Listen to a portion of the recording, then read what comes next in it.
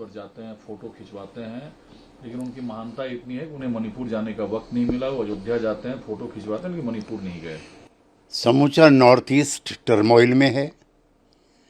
वहाँ की अलग भाषा है, अलग संस्कृति, अलग पहचान है। पिछले दिनों जो मैती और कुकी विद्रोही ग्रुप के बीच में विवाद हुआ, उसको लेकर वहाँ भी अशांति है। मुझे अफसोस है कि भारत सरकार ने शांति स्थापित करने के समुचित प्रयास नहीं किए।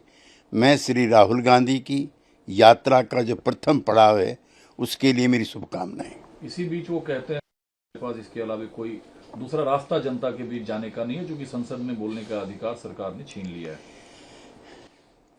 नॉर्थ ईस्ट का इमोशनल इंट्रीगेशन बहुत मुश्किल से हो पाया था। अभी भी वहाँ पर नागालैंड में, मणिपुर में, मिजोरम में जो रिबेल्स हैं, कार्यरत हैं, समय समय पर आर्म्ड फोर्सेस से उनकी तकरार होती है। लिहाजा इमोशनल इंट्रीगेशन के लिए श्री राहुल गांधी के द्वारा किए जा रहे प्रयासों का हम स्वागत करते हैं। जेडीयू नेता शेयरिंग पर जल्दी बात हो।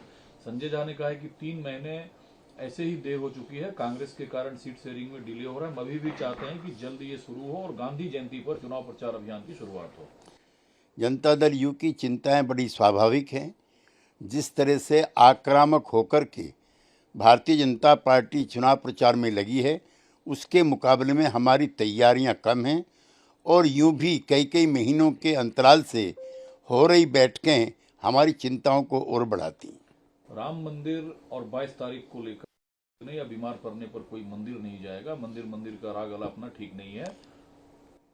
राम हमारी आस्था के हैं, हमारे आराध्य हैं, उन पर कोई भी टिप्पणी स्वीकार नहीं है। सभी दलों के नेताओं से हमारा निवेदन है कि प्राण प्रतिष्ठा के कार्यक्रम को संपन्न होने दें और शासक दल से हमारा निवेदन है कि इसका राजनीतिकरण ना करें। सवाल तो सर उठ रहे हैं कि पहली दफे या देखिए सांसद ने सवाल उठाया, ये कोई शादी और श्राद्ध का कार्यक्रम नहीं है कि न्योता दिया जा रहा है। जिस तरह से सेलेक्टिव होकर के और सेलेक्टेड तरीके से लोगों को बुलाया जा रहा है, आमंत्रित किया जा रहा है, वो आपत्तिजनक है।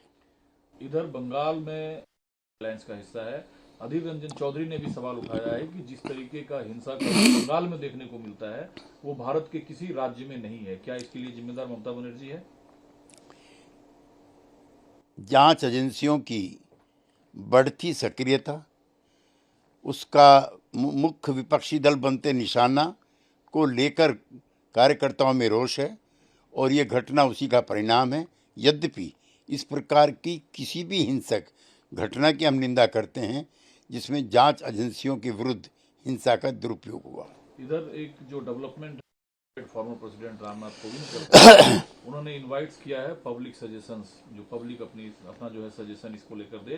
क्या आपको लगता है कि सरकार वन नेशन वन इलेक्शन को लेकर गंभीरता से और गंभीर होकर आगे बढ़ रही है? देखिए, राजनीतिक उद्देश्यों से किया गया कोई भी कार्य सफल नहीं होता। राष्ट्र हित में अगर ये प्रयास किए गए हैं तो सभी विपक्षी दलों को इसमें एंगेज और एनरोल करना चाहिए। आपको क्या लगता है कि 2024 में ये संपन्न नहीं हो सकता? 2029 के लिए रूपरेखा बनाई जा सकती है और उसके लिए भी विधानसभाओं के कार्यकाल घटाए और बढ़ाए जाएंगे, जिसके लिए संविधान में संशोधन की आवश्यकता पड़ेगी। लिहाजा विपक्ष को विश्वास में लिया जाना लाजिमी है।